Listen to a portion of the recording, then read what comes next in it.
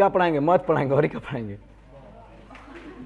Math, गणित पढ़ाएं, गणित ना, मैथ ना पढ़ाएं, हम गणित पढ़ाएं। ये गणित क्या वाला मैथ पढ़ाएं? एगो ऐसे ही वीडियो देखिएगा, एगो लड़का कह रहा है कि हमरा मैथ के, हमरा क्या चाहिए? गणित के किताब चाहिए, मैथ ना चाहिए। तो वही ना हम गणित पढ़ाएं, मैथ ना पढ़ाएं, कोई दिक्कत? चलिए हाँ लाइए जी, 9.1 का क्वेश्चन नंबर कितना बता दिया? 5। चलिए 9.1 का क्वेश्चन नंबर 6 समझते हैं।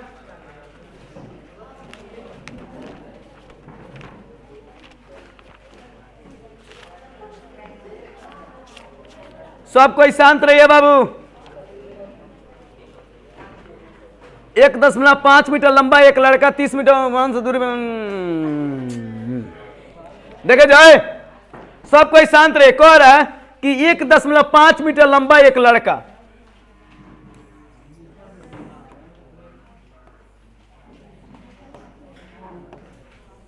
देखे जाए, ये लड़का है वो कितना है? 1.5 मीटर लंबा है। 1.5 मीटर लंबा एक लड़का 30 मीटर ऊंचे एक भवन से कुछ दूरी पर खड़ा है। यहां पे एगो ऊंचा भवन है, थोड़ा सा और ही नजदीक बना देना जी।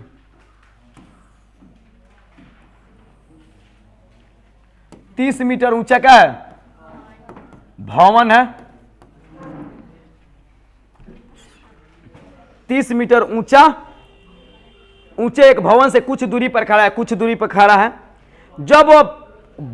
जब वह ऊंचे भवन की ओर जाता है, अब क्या करता है जी? यहां से ये कहां चल जाता है? भवन की ओर जाता है, कुछ दूरी पर भवन की ओर जाता है। तब उसकी आंखों से उसके शिखर का उन्नयन कोण 30 से 60 हो जाता है। उसके शिखर का, आंखों से शिखर का उन्नयन कोण, इसका मतलब ये वाला क्षैतिज रेखा हो गया। तो उन्नयन कोण ये कितना था जी? कितना था? 60 से 30 से 60 हो जाता है। ये 30 डिग्री था तो कितना हो जाता है? हे अंकियता होता तो 60 डिग्री हो जाता। यही क्वेश्चन कर रहा है, कोई दिक्कत?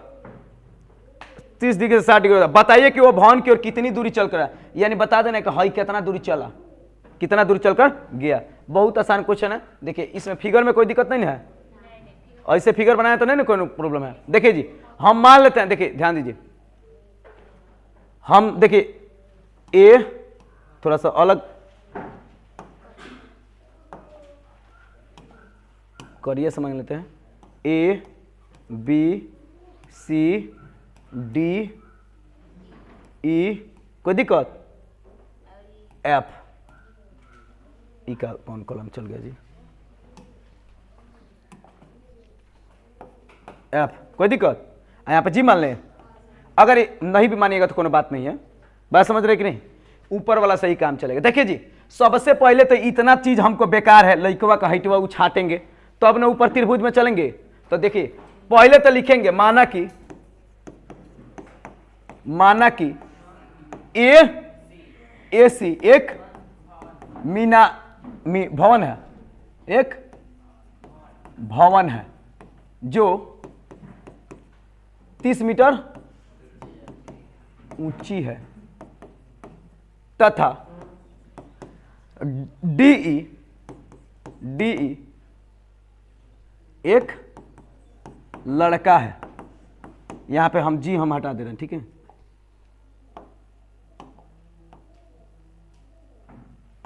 डी एक लड़का है जो 1.5 मीटर लंबा है। डी लिखे हैं, यहां पर ई है। अच्छा एफ है तो डी एफ।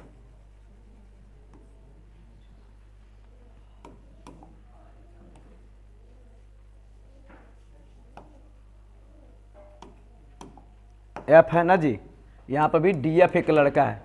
कोई देखो हमको लगा यहां पर ई है, ये वाला ई बना दिया।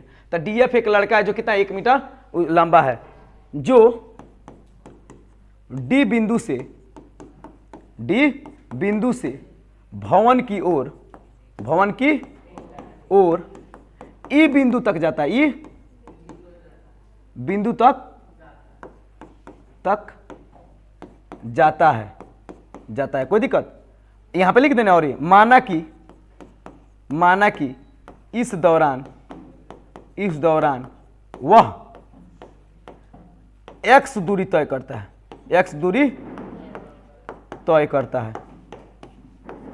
किसी को दिक्कत? ये हिंदी हो गया आपका। तो यहां से यहां तक जाने में कितना दूरी किया जी? ये दूरी। किसी को दिक्कत? यहां से यहां तक दूरी कितना हो गया? x। अरे ये वाला आंखिया तो ई है, आंखिया तो ई बना दें।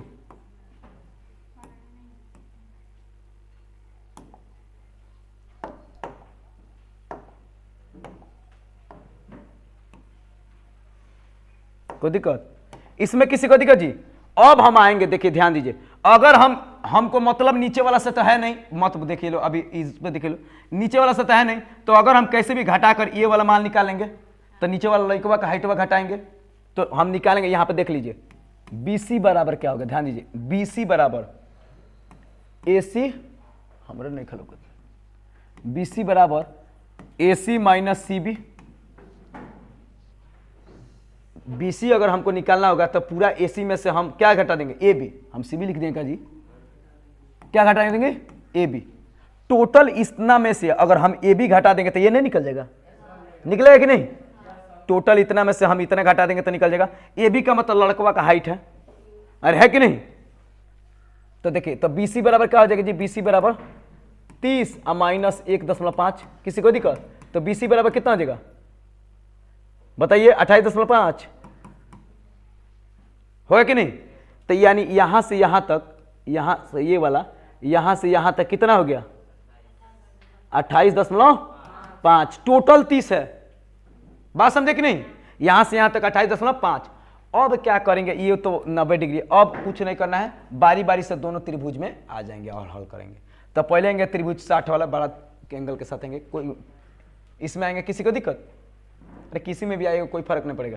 तो पहले आएंगे त्रिभुज BCE में, त्रिभुज BCE में, ध्यान दीजिए, त्रिभुज BCE में क्या हमको ये वाला दिया है? तो ये तो 10 का फॉर्मूला, 10 60 डिग्री बराबर क्या होता है?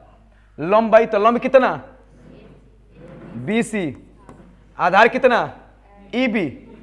किसी को दिक्कत? 10 60 का वैल्यू √3। अरे होगा कि नहीं? अब BC का वैल्यू अब निकालें यहाँ पे 28.5। ये क्या लिखे? √3 बराबर 28.5। BC का वैल्यू।